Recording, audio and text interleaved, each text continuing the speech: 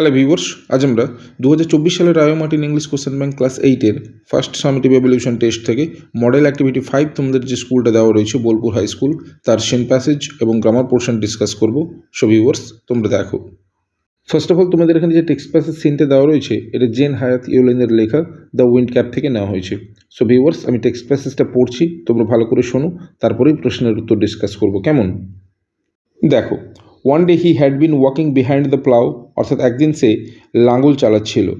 He all but ran over a tiny green turtle on a clod of dirt, অর্থাৎ মাটির ঢেলার উপর একটা ছোট্ট সবুজ কচ্ছপকে সে প্রায় মারিয়েই ফেলেছিল। He picked the turtle up, সে কচ্ছপটিকে তুললো, অ্যান্ড সেট ইট, এবং সেটিকে স্থাপন করলো বা রাখলো অন হিজ হেড, তার মাথার উপরে, where he knew it would be safe, যেখানে সে জানতো এটি নিরাপদে থাকবে।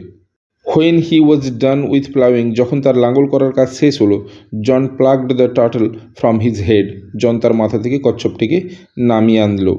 Two his utter surprise he found that it had turned into a tiny green fairy man that stood up on his palm and bowed, অর্থাৎ সে অত্যন্ত আশ্চর্য হয়ে দেখল যে ওই ছোট্ট সবুজ কচ্ছপটা একটি ছোট্ট সবুজ পরিমাণবে রূপান্তরিত হয়েছে, যে তার হাতের তালুর উপরে দাঁড়িয়ে আছে এবং তাকে অভিবাদন জানাচ্ছে। সো ভিউয়ার্স, এই ছিল তোমাদের টেক্সট প্যাসেজ। এবার এখান থেকে যে প্রশ্নগুলো দিয়েছে চলো ডিসকাস করে নেওয়া যাক। দেখো, একের এইতে কী বলেছে? অ্যান্সার দ্য ফলোয়িং কোশ্চেন্স, অর্থাৎ নিম্নলিখিত প্রশ্নগুলির উত্তর দাও। ফার্স্ট কোশ্চেনটা দেখো, কি বলেছে? Write two synonyms of tiny, অর্থাৎ টাইনি শব্দের দুটি সমার্থক শব্দ লেখো। তাহলে অ্যান্সার কী লিখব? টু সিনোনিমস অফ টাইনি আর wee, WEE, wee, and very small. Okay, এরপর টু এর কোশ্চেনটিকে দেখো। টু এতে কী বলেছে? হোয়াট ওয়াজ জন ডুইং, জন কী করছিল? তাহলে অ্যান্সার কী লিখব? John was walking behind the plough, অর্থাৎ জন লাঙ্গল করছিল। এরপর থ্রি এর কোশ্চেনটিকে দেখো। থ্রি এতে কী বলেছে? What did John ran over, অর্থাৎ জন কার উপর দিয়ে হেঁটে চলে গিয়েছিল? তাহলে অ্যান্সার কী লিখব?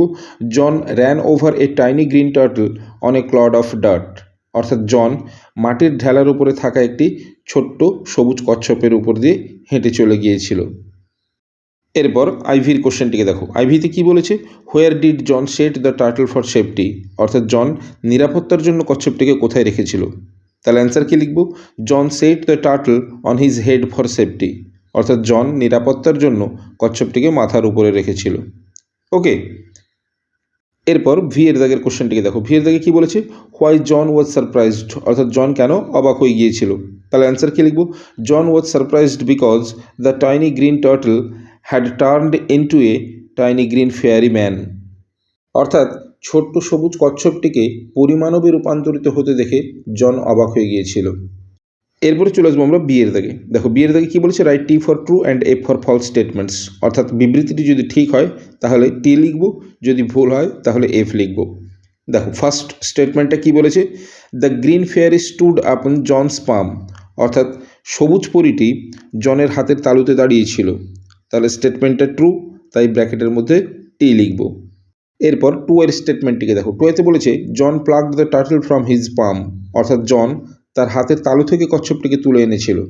স্টেটমেন্টটা নিশ্চয়ই ফলস, কারণ জন তার মাথার উপর থেকে কচ্ছপটিকে তুলে এনেছিল, তাই ব্র্যাকেটের মধ্যে এফ লিখব। এরপর চলে আসবো আমরা গ্রামার অ্যান্ড ভোকাবুলারি সেকশনে।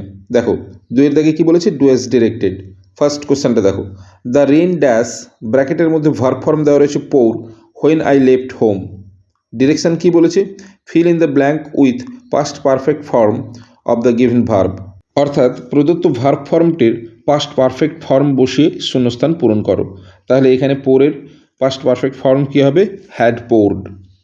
এরপর টু এর কোশ্চেনটিকে দেখো। টু এতে কী বলেছে? দ্য পারফর্মার্স ড্যাশ, ব্র্যাকেটের মধ্যে ভার্ব ফর্ম দেওয়া রয়েছে সিং সিন্স ইভিনিং। এবার ডিরেকশন কী বলেছে? দেখো, fill in the blank with the present perfect continuous form of the given verb, অর্থাৎ প্রদত্ত ভার্ব ফর্মটির প্রেজেন্ট পারফেক্ট কন্টিনিউয়াস ফর্ম দিয়েই কিন্তু শূন্যস্থান পূরণ করতে হবে। তাহলে আমরা জানি প্রেজেন্ট পারফেক্ট কন্টিনিউয়াস টেন্সের স্ট্রাকচার কীরকম? সাবজেক্টের পর হ্যাভ বিন বা হ্যাজ বিন প্লাস ভার্বের ING form.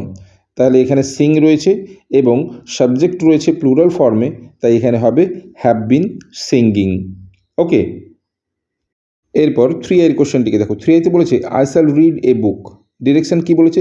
Change the sentence into future continuous tense, অর্থাৎ বাক্যটিকে ফিউচার কন্টিনিউয়াসে ট্রান্সফার করতে বলেছে। তাহলে অ্যান্সার কী লিখব? I shall be reading a বুক।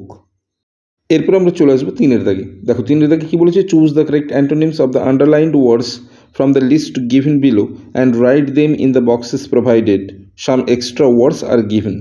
অর্থাৎ নিচের তালিকা থেকে আন্ডারলাইন করা শব্দগুলির সঠিক বিপরীত শব্দ বেছে নিয়ে প্রদত্ত বক্সের মধ্যে লেখো। এছাড়া কিছু অতিরিক্ত শব্দ দেওয়া রয়েছে। তাহলে প্রথম কোশ্চেনটা দেখো কি বলেছে? It is possible for him to lift the chair. তাহলে পসিবল থেকে হবে ইম্পসিবল। এরপর 2 রয়েছে John had always obeyed his mother. Obeyed থেকে হবে ডিসওবেড। এরপর 3 রয়েছে John begin his first ever sea voyage. Begin থেকে হবে এন্ডেড। এরপর IV-তে রয়েছে the seasons changed rapidly. Rapidly মানে দ্রুততার সাথে, র্যাপিডলি থেকে হবে স্লোলি। পসিবল মানে সম্ভব, ইম্পসিবল মানে অসম্ভব, ওবেড মানে মান্য করা, ডিসওবেড মানে অমান্য করা, বিগিন মানে শুরু, এন্ডেড মানে শেষ বা সমাপ্ত, র্যাপিডলি মানে দ্রুততার সাথে, স্লোলি মানে ধীরে ধীরে। ওকে, সো ভিউয়ার্স, এই ছিল তোমাদের মডেল অ্যাক্টিভিটি 5 বোলপুর হাই স্কুলের সিন প্যাসেজ এবং গ্রামার পোর্শনের সম্পূর্ণ ভিডিও। যদি ভালো লেগে থাকে তাহলে অবশ্যই লাইক করে দিও। এছাড়া তোমরা যারা আমার চ্যানেলে নতুন, অবশ্যই চ্যানেলটিকে সাবস্ক্রাইব করে রাখো পরবর্তী সময়ে এরকম আরও ভিডিওগুলি পাওয়ার জন্য। সো আজ এ পর্যন্তই, কথা হবে নেক্সট ভিডিওতে। Till then, by.